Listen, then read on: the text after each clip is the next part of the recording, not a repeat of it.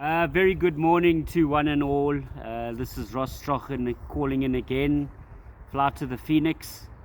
Hope you've enjoyed our previous episodes, or my previous episodes. I'm going to call it ours because it is ours. I'm sitting out in the winter sun this morning. It's been quite a cold couple of days. Obviously there's been snow on the Berg. Thought I'd come and do some admin on my laptop out here. And then also just get into chapter 3. The heading of chapter 3 is Ashes Still Burn.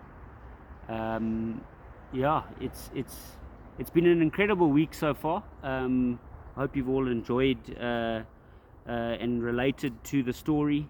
Some of you who are going through the same thing. I know many of us have had a couple calls from good mates and just people I don't know, as I said in the last episode, that are resignating and are going through pretty much the same story. And some of us don't even know we're going through it until we drop down. But yeah, as I always do, I'm going to start off with a little quote by David Rossi. It goes like this: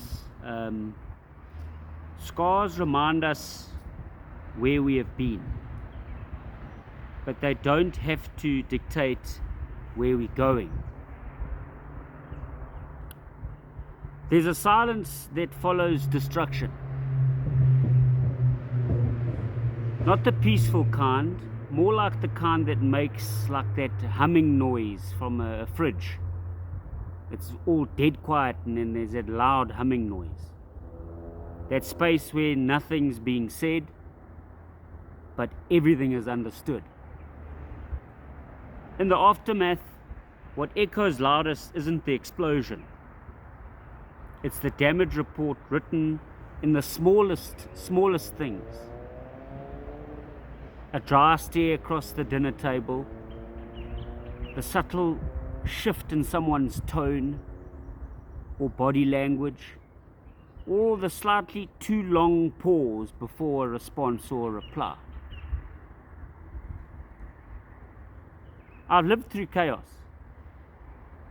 The public kind, the political kind, and the kind that crept into my home like muddy shoes no one took off, across the floor, up the stairs, just a mess.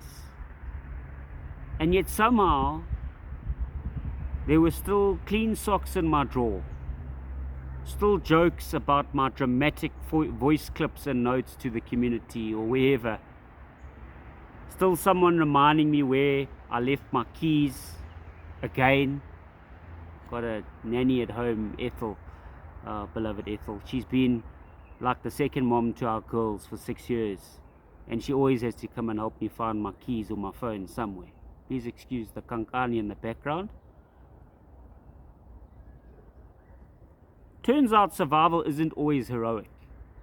Sometimes it's just someone handing you a sandwich without even asking questions, or pretending not to notice when you accidentally put your shirt or your jacket on inside out, which happens more than twice a week, to me especially. I'm sure other people have the same problem. These aren't big gestures, but they're the ones that kept me from tipping over. People talk about rising from the ashes. It's a beautiful idea. Sounds spectacular. But real life, you rise in stages. Step by step, often with bed hair in the morning, unshaven stubble, which I often give my skin a break, and a coffee you might have forgot on the kitchen table, and you get home and it's still there. It happens to me also more than twice a week. And the people who stood there during all of that, they may never ask for recognition, but let's be very honest, they deserve a bloody trophy or a statue outside City Hall, or at least a trip overseas with a lacquer G&T on the beach. I'll never fully know the toll it took on them. And maybe I was just too caught up to say it back then. But looking back, I saw things that mattered most when I was least myself. So no, this is not a chapter about politics. It's not a dramatic redemption story.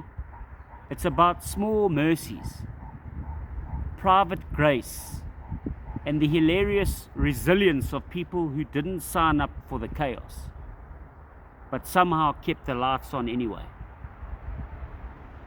Ashes still burn, but some days, like today, I feel the sun on my face, and you know what? It feels good to laugh again, to breathe, to steal a whole day and just be. Because despite everything that's happened and everything that's still ahead, I'm here, and so are they. That's not just survival. That's a quiet kind of love. A love no one really notices in your everyday life, but will remember it later on. Have a fantastic day, guys. Those that are going to church, be blessed. Those that are spending time with family, have a fantastic day with your family. Make sure you are present. And over and out.